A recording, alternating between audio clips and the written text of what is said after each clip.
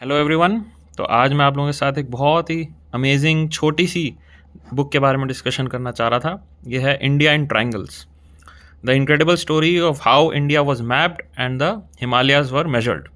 यह है श्रुति राव और मीरा अय्यर जी की बहुत ही पतली बुक है, आप ये देखिए। और ये आपको अमेज़ॉन पे आई थिंक 200 या 180 के आसपास मिल जाएगी। और ये क्यों बुक मैं आपसे डिस्कस कर रहा हूँ कि देखिए, पहली बात तो इंडिया में जो नॉन फिक्शन बुक्स हैं, ऐसा मुझे मेरी फीलिंग है, बहुत ही कम है और बहुत बहुत अच्छी लिखी हुई लेमैन के लिए बहुत ही कम बुक्स हैं। और मेरा गोल इस चैनल को खोलने का वैसे यही था कि इंडिया से बाय रिटन बाय इंडियंस ऐसी कौन सी बुक्स हैं जो इंडियंस को उनके देश के बारे में या उनके कल्चर के बारे में एक अच्छा सा एक पर्सपेक्टिव दे सकती हैं लेमैन के भाषा में, है ना। तो जैसे आपको याद होगा, मैंने एक बुक रिव्यू किया था प्रणय लाल जी का, जहाँ तक मुझे ध्यान है। उनकी बुक थी इंडिका, है ना। तो वो इंडिया की जियोलॉजिकल हिस्ट्री के बारे में उन्होंने कितने अच्छे से लिखा था, वो मैंने आपको बताया था उनकी बुक में। तो मैं आज भी उसको आई थिंक इंडिया की बेस्ट नॉन फिक्शन बुक मानता हूँ अभी तक। मैंने हाँ, एक डिस्कवरी ऑफ इंडिया भी है बाय जवाहरलाल नेहरू, वो भी बहुत अच्छी बुक है। आपकी देखिए, कोई भी कैसी भी सहमति हो उनके थॉट प्रोसेस से जैसे भी, लेकिन कुछ बुक्स ऐसी होती हैं जिनको पढ़ के लगता है कि हाँ, ऑथर ने एक्चुअली इंडिया को समझा है या अपने सब्जेक्ट मैटर को अच्छे से समझा है और लोगों को समझाने के लिए लिखा है। तो डिस्कवरी ऑफ इंडिया, लेकिन हालांकि हाँ, वो 1947-50 तक के एक तरीके से आप समझ लीजिए इंडिया का जिक्र वो कर रहे हैं अपनी नज़रों से। तो बट इंडिया में नॉन फिक्शन बुक्स के बारे में लिखने के लिए बहुत ही कम ऑथर्स मुझे मिले हैं। बैंकिंग या फाइनेंस सेक्टर में हाँ, कई बुक्स आती हैं, बट नॉन फिक्शन में मैं यूजुअली बिग टॉपिक्स के बारे में डिस्कस करना चाहता हूँ, कि जैसे जियोलॉजी हो गई या साइंस या बायोलॉजी, हिस्ट्री, है ना। बहुत अच्छी हिस्ट्री बुक्स भी मैंने सुना है कि आई थिंक फॉरेनर्स आके लिख जाते हैं इंडिया के बारे में। मुझे ध्यान नहीं, मैंने शायद बुक रिव्यू जब बुक उसका किया नहीं। एक बुक रिसेंटली आई थी, the Golden Road by William Dalrymple, है ना। अब हैं वो यूके या इंग्लैंड के, तो बट उनका लिखने का तरीका, है ना, उनका नज़रिया इंडिया को देखने का, एक आउटसाइडर का पर्सपेक्टिव भी काफ़ी हेल्प करता है, एक ऑब्जेक्टिव लेंस भी देता है। हालांकि वो इंडियंस भी कर सकते हैं, मेरा ये मानना है कि इंडियंस भी कर सकते हैं, बट बहुत कम लोग लिख पाते हैं, मतलब शायद रिसर्च फंडिंग उतनी नहीं है। हाँ, तो अब आते हैं इस बुक के बारे में।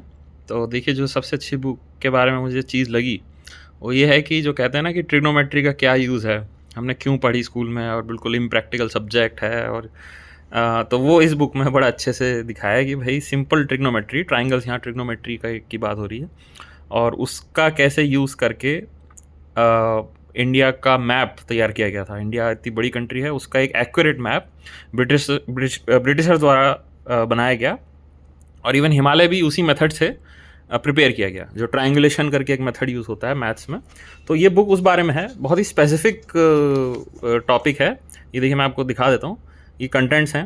ट्राइंगल्स आर फैसिनेटिंग शेप्स, क्यों मैप्स बनाने की ज़रूरत है ना। तो इसमें जैसे बताया कि भाई ब्रिटिशर्स हम पे राज करने आए थे, तो लैंड के बारे में जितनी ज़्यादा जानकारी हो उतना अच्छा आपको, उतनी जल्दी आप बेसिकली अपने ट्रूप्स को मोबिलाइज़ कर सकते हैं, या रास्ते पता होने चाहिए, कितना टाइम लगेगा, है ना। ये सब चीज़ें एक रूलर के लिए इंपॉर्टेंट होती हैं। या इवन लैंड को मेजर करना, है ना, एक्यूरेटली मेजर करने से जो टैक्स कलेक्शन होता है वो कितना इंपॉर्टेंट होता है। भाई 1-1 मीटर, 1-1 गज का आप एक तरीके से टैक्स फोरगो नहीं कर सकते। तो वो एक तरीके से जितना एक्यूरेट आपकी कैलकुलेशन, उतना एक्यूरेट आपका सर्वे, उतना एक्यूरेट आप टैक्स वसूल कर पाएंगे। तो ये एक कारण हो सकता है ना। फिर the man who made it all happen, किसके दिमाग की वजह से ये सब हो पाया। और फिर ये extending the great arc, Everest innovations. तो ये जो इंडियन जो इसमें मेन इन्वॉल्व थे वो थे Radhanath Sikdar, the human computer, है ना।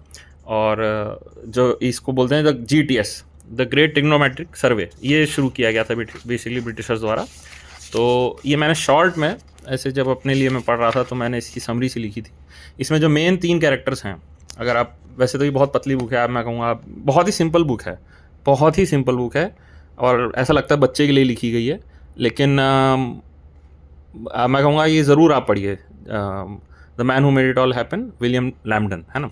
तो इसमें 3 बेसिकली मेन कैरेक्टर्स थे, लैम्पटन, एवरेस्ट एंड वॉ, और 2 इंडियंस थे, एक सैयद मोहसिन करके जो कि ज्वेलर हैं। इनकी स्टोरी बड़ी इसमें इंटरेस्टिंग है कि एक ज्वेलर कैसे भाई एसोसिएट हो गया इस सर्वे से। जी ब्रिटिश का सर्वे था GTS, ग्रेट ट्रिग्नोमेट्रिक सर्वे, तो नाम में ही है।